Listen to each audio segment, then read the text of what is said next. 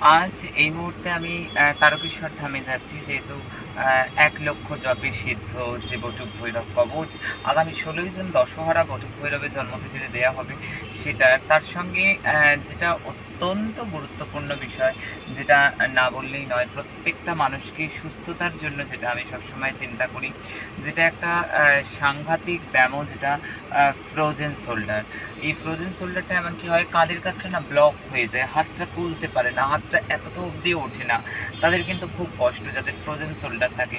আর প্রচুর প্রচুর মানুষ কিন্তু আমার স্বপ্নে পাওয়া ওষুধে আজকে ফ্রোজেন শোল্ডার থেকে অনেক অনেক অনেক ভালো আছে। আর এটাই অনেক বড় কথা।